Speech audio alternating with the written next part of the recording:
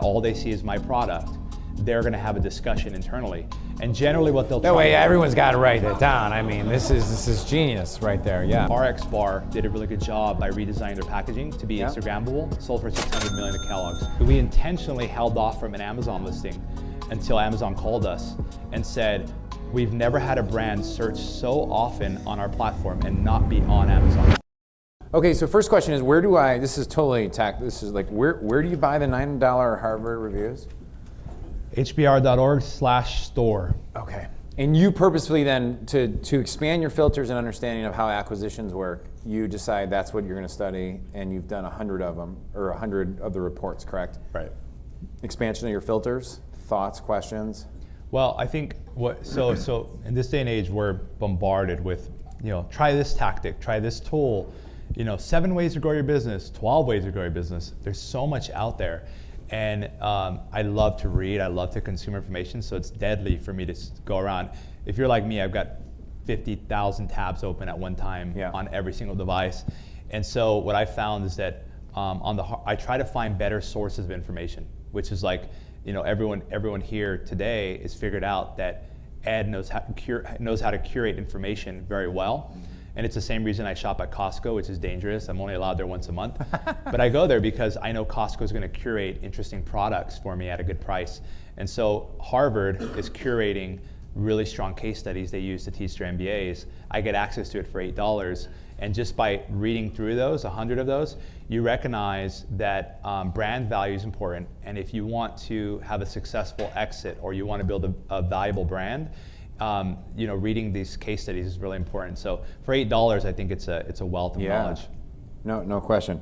Okay, cool. So I have a ton of questions. I'm going to open up to questions for everyone here as well, so I don't just get to ask my questions, but I think these questions are all relevant as well. So just and then, hey Tyler, can you just throw on like the Traffic Mastery black one with my face, just because this is right in my eyes. Thanks, brother. When you're looking at starting a new venture, you have a lot of opportunities. You're probably getting drowned in or attacked from all angles with opportunity. What's your sequence of thought? Like, what's your sequence of questions? Product, market, can I use them? Like, where do you begin? I'll leave it loosely and then I'll let you go, but then I'll rein it in if I feel I need to. I like to, So I found that the best entrepreneurs are expert generalists. And so I was just in Vegas, and Sheldon Adelson, who owns the Sands Casino, skyrocketed his net worth from $4 billion to $40 billion in the last 10 years. And he did that by recognizing that Macau in China was going to be a huge opportunity because they, not only they have over 1 billion people in China, he saw the economy increasing where people are having disposable income, and because of the culture, it's okay to gamble there, and it's almost like fawned upon in that area in Macau. Yeah. So what I'm getting to is the more that you read, case studies are so important to me because it allows me to understand. I look at case studies and then I look at businesses for sale all the time. So bizbuysell.com, flippa.com, look at every single brokerage on earth that you can find. And I've made really good relationships with a lot of the brokers because they'll send me stuff before it goes up. And I spend the morning kind of looking over some of the businesses for sale. I look at the case studies from Harvard, and you start to kind of build a connection in your mind. And Sheldon Adelson said in an interview, he said, I would be just as successful if I was selling carpets. I happen to choose casinos because I recognize the margins and the opportunity there, but I'm an expert generalist. And so the reason why he's an expert generalist is because he understands the fundamentals of business. So for me, I'm always looking at, margin. Margin's very important because if you don't have a high margin product, it's going to be very hard to compete in the long haul. It doesn't matter what else you do. You can stack influencers, you can be the best marketer. But if there's no margin, that's a writer downer. That was really good. Yeah, margin's key. 50% above, gross margin, and obviously the higher the better. The higher the better, the more competitors you attract because it's not a secret that makeup and skincare have very high margins, and that's why there are so many competitors. So you really have to stand out. If you go to Neiman Marcus and you look at the skincare line, you'll see that the packaging is incredibly unique. You'll see the branding is superb. So in order to compete with them, you have to really, really, really be out of the box. And so I look at margin. I look at who's currently doing a really good job in the space. What are the incumbents like? So do they have deep pockets? Are they publicly traded? I love when the market is dominated by publicly traded companies because they get pressure from their shareholders who are hearing from their kids, shareholders' kids are saying, oh no, so-and-so's old brand, dad, or like, no, this is the one I use. Yep. And the shareholders see their kids not using the product of stock that they own, and they say, wait a second. They go to the shareholder meeting and say, what are we doing about this Instagram Okay, stuff? I just have to stop you. So how have you figured that, or like that's a belief system you have, could be an opinion. How have you concluded that? Well, it's time and time again, I look at what is the catalyst for starting an M&A discussion with a company. And it happens internally. There's a state of concern, and that state of concern comes from the nature of the beast. The nature of the beast of a publicly traded company is to raise shareholder value. And when you have a competing brand taking retail shelf space, right? Like we're going to retail now aggressively because I understand the value of taking even 5% of retail shelf space from one of these incumbents. They're going to get scared. I also recognize that if I target all the executives on Facebook and LinkedIn with my advertising and all they see is my product, they're going to have a discussion internally. And generally what they'll try That way everyone's got to write that down. I mean, this is genius right there. Yeah, okay, keep going. I'm not going to slow you up. And so you surround them, and all of a sudden they start to figure out how can they poke holes. So, like I said, fast eat the slow, not the big eat the small anymore. And so the big will try to eat the small by competing in way of lawsuits, whatever. They'll try to figure out 100 different ways to push you down, to silence you from their shareholders. Their shareholders have to believe that they are the best, they're doing the best, they're innovating on every front. The truth is that very large companies don't have the risk tolerance or the ability to take small bets. But small bets add up to big bets. Yeah. And so I try to find, are the incumbents deep-pocketed? What's the M&A activity in the space? That tells me kind of what maturity point it's at. Are they acquiring like crazy like the cosmetic companies are? And then I try to figure out margins, very important. And then in our day and age, is it something that, if it's a B2C brand, is it Instagrammable? Right? Yeah. Can I take something and make it Instagrammable? RX Bar did a really good job by redesigning their packaging to be Instagrammable, sold for $600 million to Kellogg's. 99% of that was, in my opinion, lending itself to the brandability of its packaging and how simple that was. Because at the end of the day, we see shiny stuff and we want to grab it. And consume it. This is one thing too that I've been preaching for the last year, because I didn't even know what influencer marketing, the first time we heard it was in a platinum meeting. One of the kids from RX Bars was speaking, and it was great. And I was like, what is this? I equate it to like, this is a lot like solo email drops, or like just, these are like media buys. But one thing I want to say was, one of the transitions we've been coaching our supplement companies on is like, it's not sexy to have influencers being like, oh, that's what I take for my joints. Like, it's just not sexy. Whereas, how do you front end something that's sexier, like in reinvent a little bit in that way? So question is then, one question I have for you is, do you strategically look at like so for Snow, and only share details you're comfortable with, but like, here is who is probably going to acquire us, or here's the 3 or 5, and let's go become a pain in the ass by totally dominating and taking 1 to 5% market share. And I'll open that up right there. Is that the thought process in some ways? So what I try to do is I don't build a business to sell it anymore. I build a business that's sellable and gives me options along the way.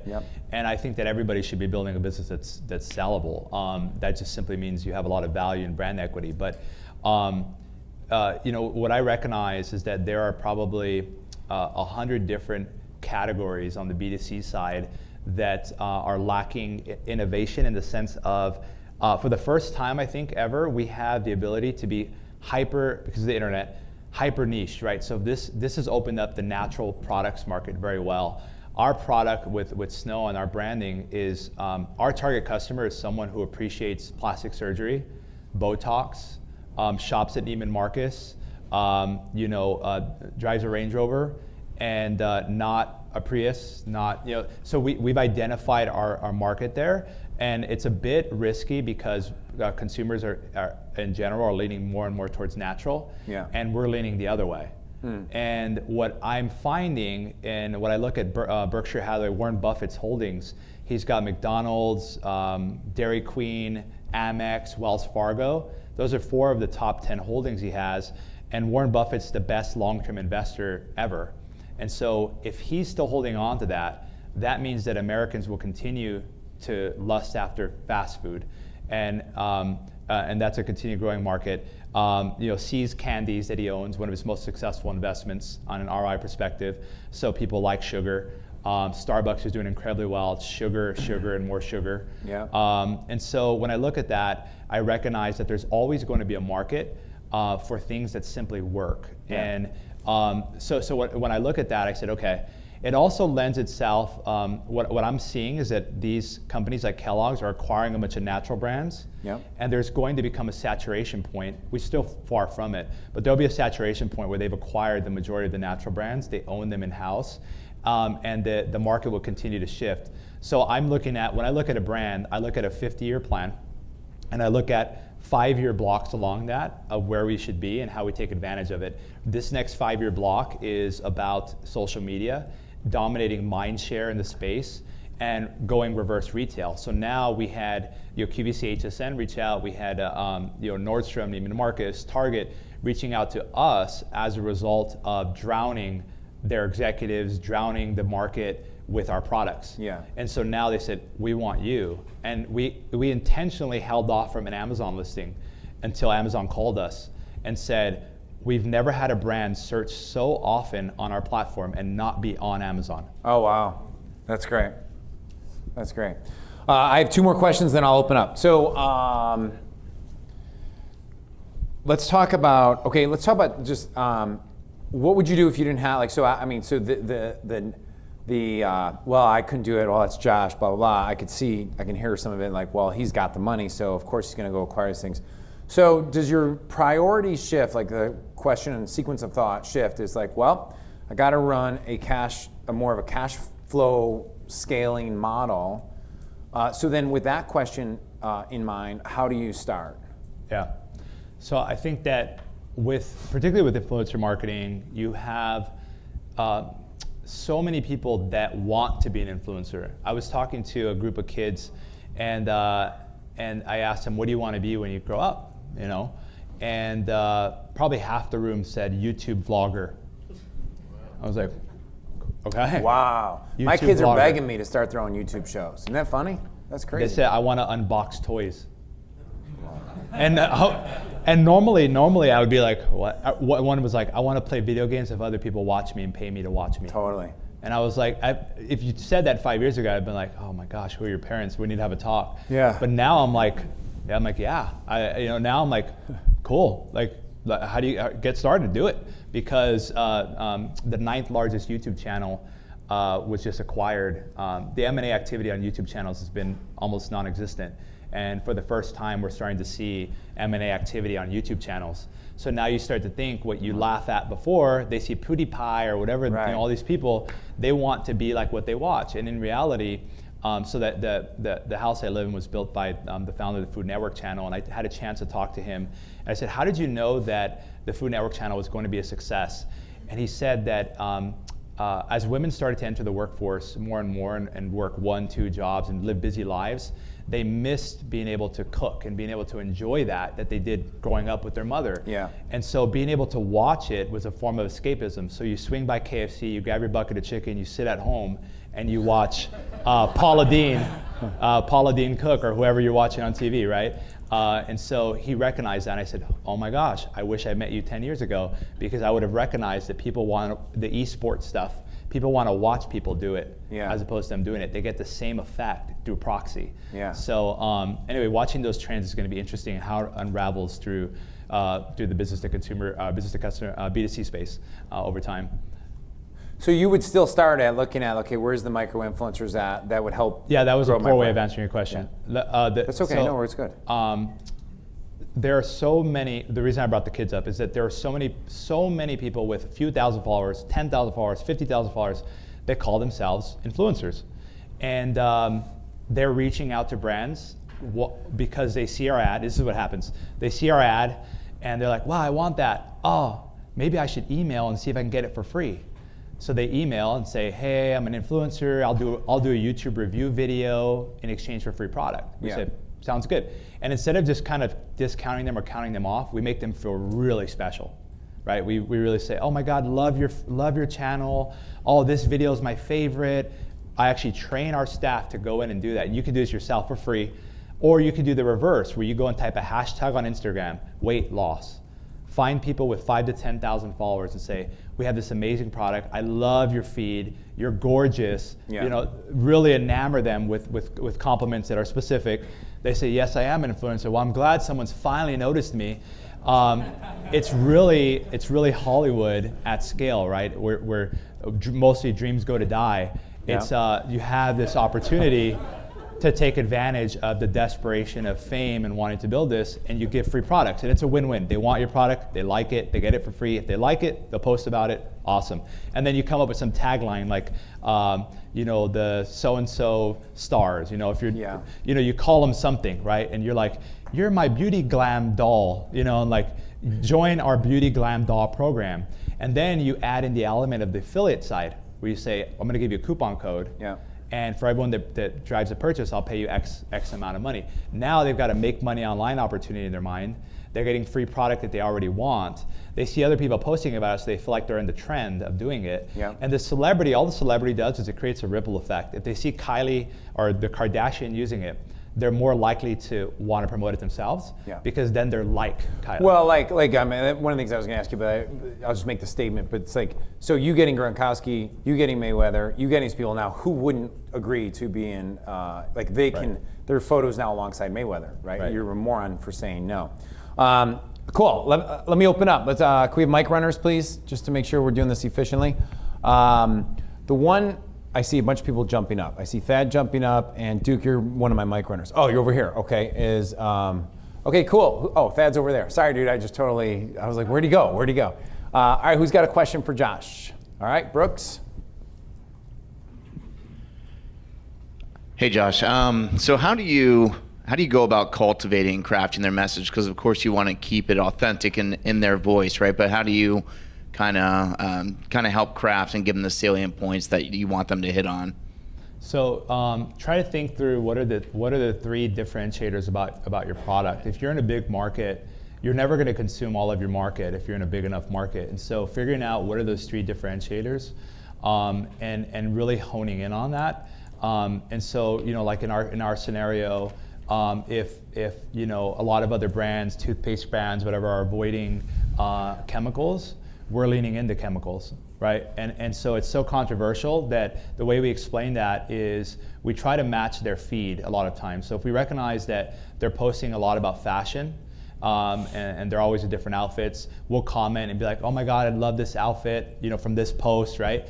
It would look so cool if you were using our product with an outfit like that. Could we send you some $100 of free product? So you do the retail value of it. It's $100 of free product. And if you like it, maybe you post about it. Either way, I'd love to send it out to you. I think you're gonna love it. So it's as simple as just very positive, complimenting them. And then the message around it is, what are the three differentiators about your product compared to others? Because what I recognize is that, or what we found is that if you preload them, they will say pretty much what you told them to say without you having to tell them to say what you say. So if you say, "Here's how we're different," boom, boom, boom, when they post, they're gonna almost regurgitate those selling points for you to their audience. So you have to be very, very selective with that, but I wouldn't make more than 2 paragraphs, because people they're getting a lot of emails. You wanna hit it right on the point. Free product, I love this about your feed. Here's why you're a good fit. Can I send you a free product? If you like it, maybe you can share it with your fans. If they say yes, you say, excellent, it's on its way, priority shipping. Here's a tracking number. So excited. Text me as soon as you get it. Love you, doll. You're like very happy, right? It's very positive. You're my friend now, right? And then we have a automated follow-up that comes up and says, and you can just manually, and says, hey, looks like USPS delivered it. I know sometimes they lose stuff, just making sure you got it. Hope all is going well, right? So then you just follow up. And then you get them excited about new products you're coming out with too. You start to build this army. And then you follow up with them after they've posted and said, oh my God, the post is perfect, even if it wasn't. Post is perfect. Like, it's so amazing. Can you send me the image file so I can share with our fans? Like, they're gonna love it. So like, oh, nice, more exposure opportunity. And then you say, by the way, I got you pre-qualified for our program where it pays you X amount of dollars for every sale you bring. Here's a coupon code if you're interested. A lot of people put in their bio, that's how they make money. So then all of a sudden you see their bio being updated with a link to your website, right? And then their coupon code in there. And you're not leading with a coupon code though, or like a specific URL in their post? It's unless they ask for it. You want it as natural as possible, because once they figure out it's very transactional, they start to think of money, and then they say, well, I'm going to charge for this then. But if it's very excited about the product, I try not to talk about money till the very, very end, if anything. If they come back right away with a price offer, if it makes sense, then it makes sense. But generally, with anyone under 50,000 followers, we're trying to give away free product and hoping that they post. Nice. Thanks. Awesome. Dima. Yeah, I have a question. Like you mentioned this ROL. Like you said, this year you will lose about $1 million on influencers. So what's your tactical calculation? Like when you're thinking that you're losing money with this type of influencers, and how you evaluate them and how you track them, this like lost money, when that you mentioned, Yes. So can I ask the question? It's an awesome question. I'm just asking it a little bit differently because I have an add-on to it. So if I'm going to lose $1 million, lose in quotes, hiring, having influencers promote our products, how am I attributing that? And am I attributing it and calculating on how that comes back into other channels? So I look at it, I look at it in the sense of how many impressions are they getting, how many followers do they have, and if you break that down to a CPM, you can compare it to a Facebook cost or YouTube ad cost.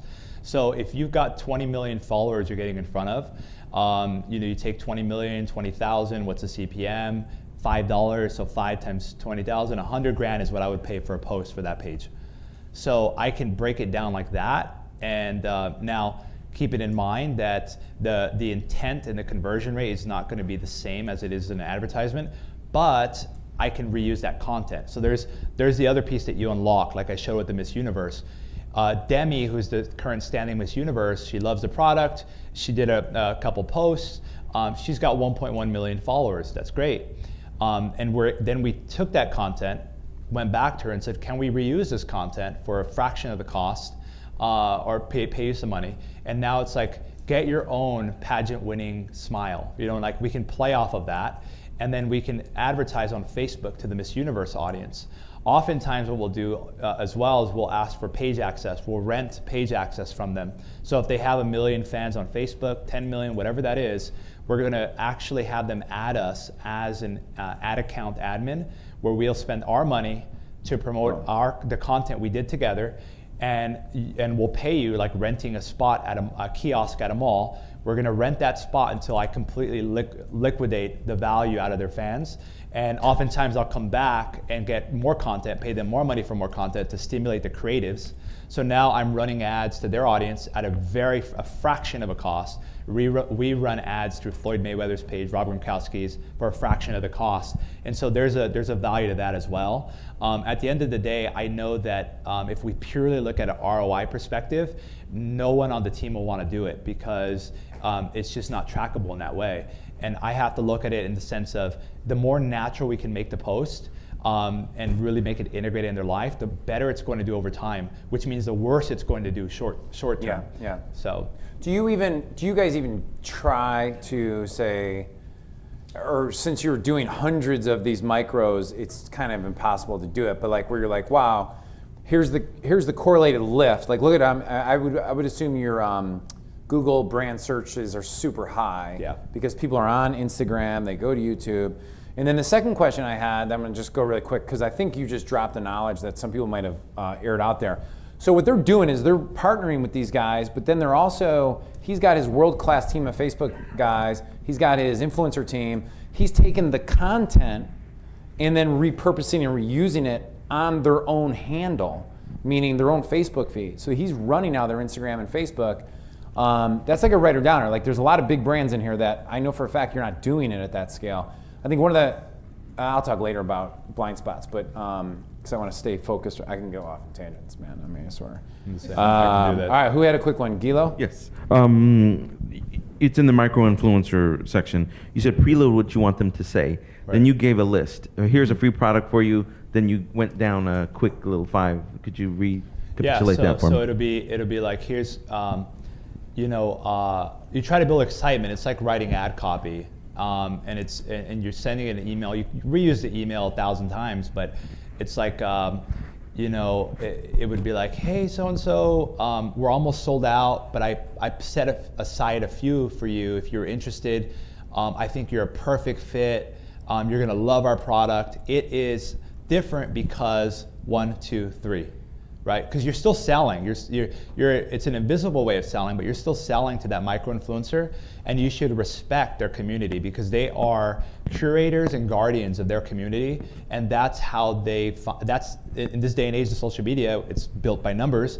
That's their value that they have, and so they're going to protect their community and say, I think this is a perfect fit for your community because it blank, blank, blank, or I see that you just had a baby. Congratulations, she's so cute, right? I think this is a great fit for you because most of our customers are women who just had a baby, and I think your story is incredible. I'd love to send you some product. If you like it, maybe you'll share it. So you can cater it just little by little by little, but it's really, you really just have to remember you're writing ad copy, you're selling your email copy, you're selling the micro-influencer on why they should use your product versus someone else's, and if you sell them well enough, they'll be preloaded to say those things. We noticed that if we change things in the email copy, it changes the captions that they write because you're preloading it, right? It's like, why do you use that? Oh, because it blank, blank, blank. Where'd they get that from? They got that from the email. Yeah. So that simply all you're doing there is you're stating why your product is better, why it fits their audience, and why it's on brand for them to do, and then sprinkle in something like, if by chance you do post it, let me know, make sure you tag us so we can share with our audience of millions. So now it's like hey, if you do post, we're gonna reciprocate by sharing you with our audience and you're gonna get more followers, which is ultimately what they're going after. Awesome, Scott, last question. What's the typical affiliate deal that you strike? Is it a percentage of sale? Is it a CPA? How do you typically structure the payment to a micro-influencer? This is why margin is important, because if you're giving out 5%, or 10%, it's not very attractive. What we've found is that giving a dollar amount is a lot more effective because it's easier for them to quantify. Your average order value, they don't. And so when you say 15% and your AOV is $100, you're thinking $15. Just tell them $15. Or just tell them $25. And you have to understand that you have to be willing to break even on those sales because those are customers that you wouldn't otherwise have. And there's a ripple effect to that as well. So the deals vary, right? We'll pay, as a percentage basis, we'll pay up to 50% of every sale. And in reality, I would gladly pay 100% of every sale. Just to be able to build that over time because we know that we're going into different industries within that brand, and that brand is going to continue to have value. And as we come out with more products, guess what? I don't have to pay. When that customer that they sent that I broke even on or lived and lost money on walks into Nordstrom later this next year and sees our product, they're going to pick it up, and I don't have to pay anyone. I have to pay Nordstrom, but I don't have to pay that original source anymore. So all I'm doing is I'm paying to build that relationship, and I'll do that all day. So what I would recommend is use a dollar amount, ideally, and be as open and gracious with that commission as possible, that's going to get them excited. And round numbers are fine, even if it's $10. $10 for every person you send. You've got thousands of followers, and then break it down for them, kind of like a biz op. It's funny because you can say you've got thousands of followers. If you get 5 people a week, that's $200 a month. And like, what's your PayPal? And we'll ask them what's your PayPal up front, so they're prepared to receive payment. Whether they ever generate those commissions or not, we've already kind of streamlined that process. Just a quick follow-up. Yeah. Are you using a standard affiliate tracking software to track all this stuff? There's 100 of them. You guys use coupon codes, don't you? Coupon codes. You can give them a link.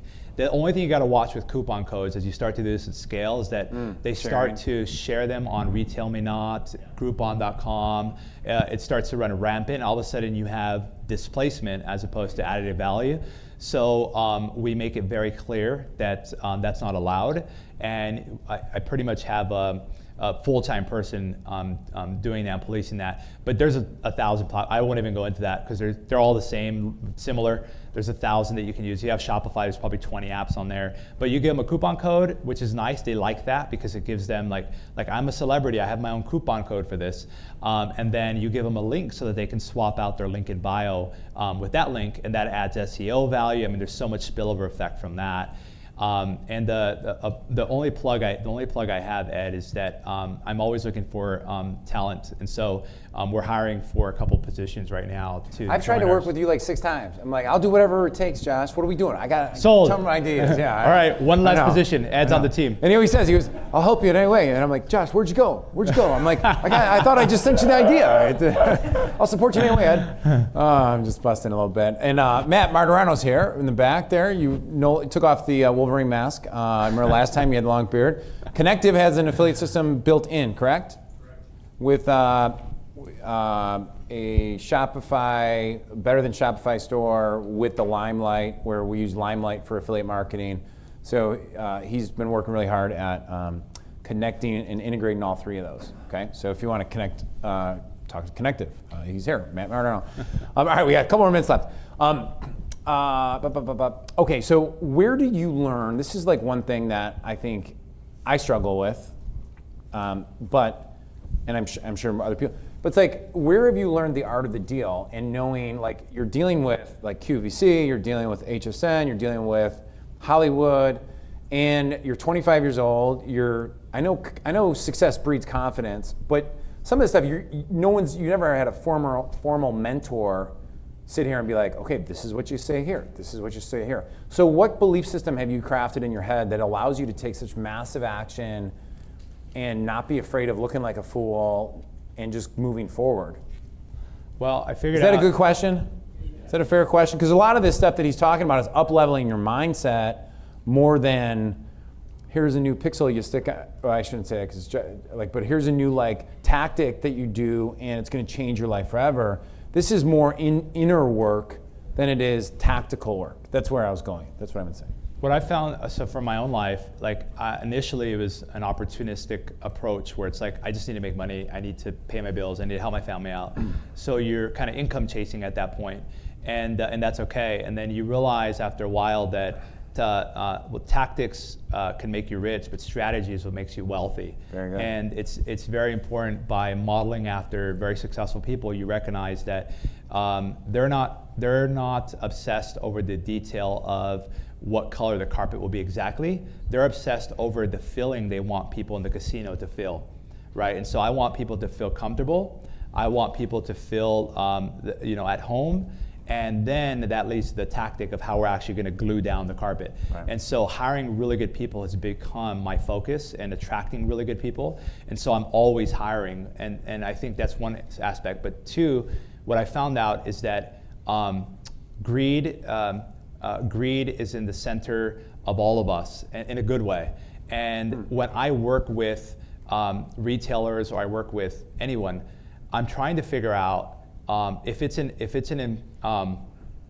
employee, and I forgot who said this. I think it was at your event, and I internalized it, and I started to find patterns after hearing it from the guy from Phoenix, Arizona, bought Tyler Perry's. Oh yeah, Jeff. What was your buddy's name, Jeff? David Turner? Yes. Yeah, David Turner. David Who sold Turner. his company for $1 gajillion, right? Yeah. 2 gajillion. He said something in that day that it finally kind of it put everything into an eloquent way in 2 sentences. Was like, working with employees, how do you make them look like superstars? Working with other business owners and retailers, how do you make them a lot of money? So when I'm working in Hollywood and I'm working with celebrity agents, I know I try to understand how everybody gets paid.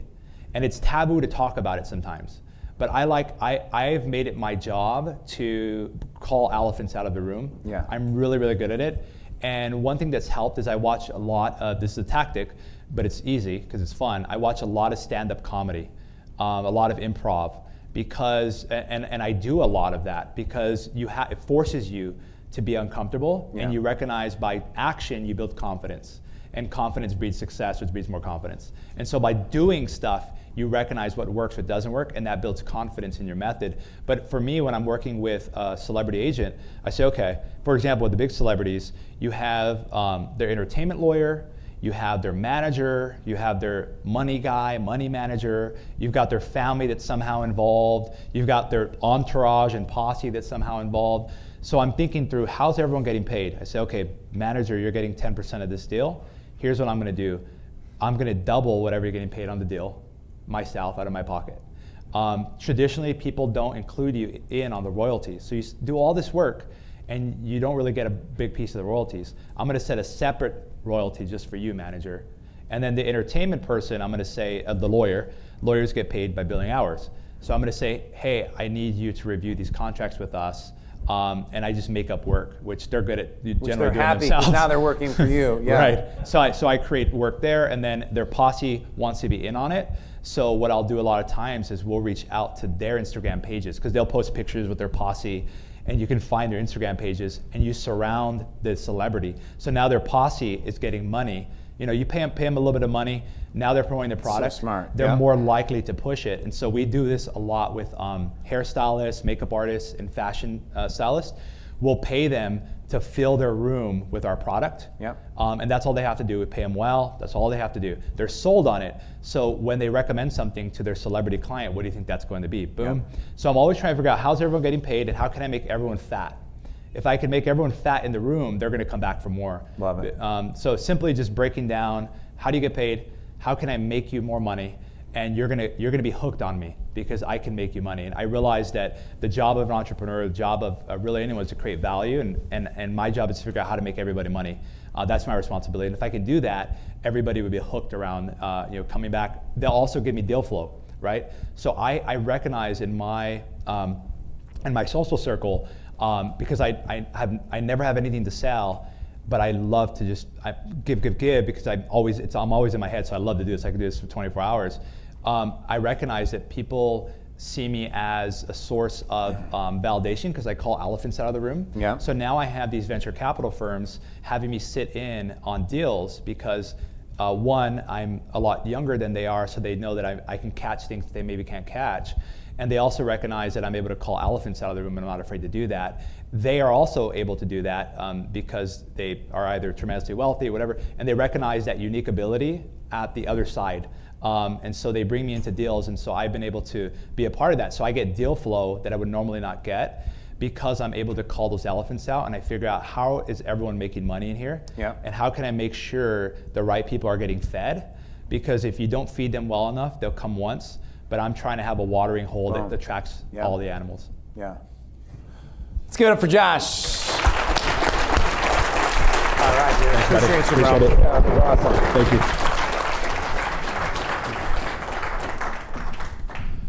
Not bad, huh? Not bad.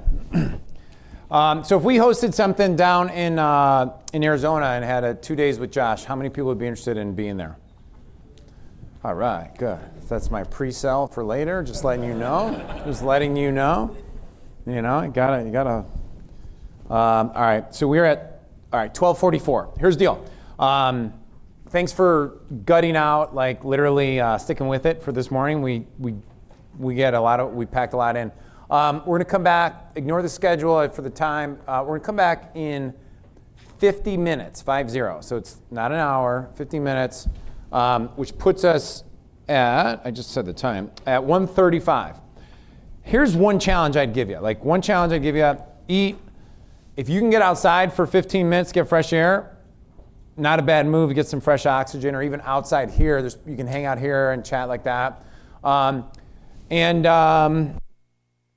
the food, Sarah? Is it right outside? Okay, and are they to come back? Are they allowed? You can eat anywhere you want, but this is your dining room. So that's it. I'll see you guys back in 50 minutes. Oh, live feed. We'll be back at 1:35 Central Standard Time. Go get a workout in. Not bad, huh? Not bad.